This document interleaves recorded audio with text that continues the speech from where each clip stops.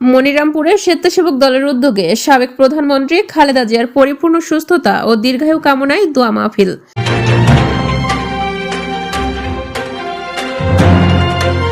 দেশনেত্রীকে ফিরে পেতে কেঁদে উঠলেন আসাদুজ্জামান মিন্টু। আসসালামু আলাইকুম দর্শক, সকলকে আমন্ত্রণ জানাচ্ছি বিবিআর নিউজ সংবাদে। আমাদের যশোর জেলা প্রতিনিধি উত্তম চক্রবর্তীর পাঠানো ভিডিও চিত্রে বিস্তারিত দেখুন।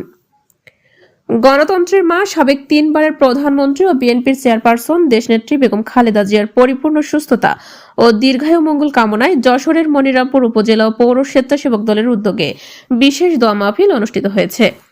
বলছে যে আমার জীবনের বিনিময় হলেও আমাদের দেশ মাতাকে আল্লাহ তুমি ফিরিয়ে দাও। বুধবার 3রা ডিসেম্বর বিকাল 4টায় মনিরামপুর উপজেলা অডিটোরিয়ামে আয়োজনের মাধ্যমে বিএনপি ও স্বেচ্ছাসেবক দলের নেতাকর্মীরা তাদের দেশনেত্রীর জন্য দোয়া চেয়ে কেঁদে উঠলেন নেতাকর্মীরাও।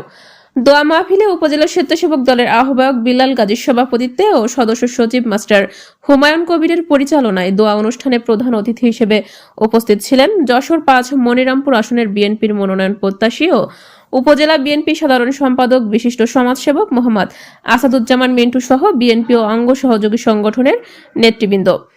দোয়া মাহফিলে সাবেক প্রধানমন্ত্রী বেগম খালেদা জিয়া খুবই অসুস্থ, তার জন্য আমরা প্রত্যেকের কাছে দোয়া চাই। আমাদের নেত্রী যেন পরিপূর্ণ সুস্থ হয়ে আমাদের মাঝে আবার ফিরে আসেন সেই প্রত্যাশা করি। দোয়া পরিচালনা করেন হাফিজুর রহমান।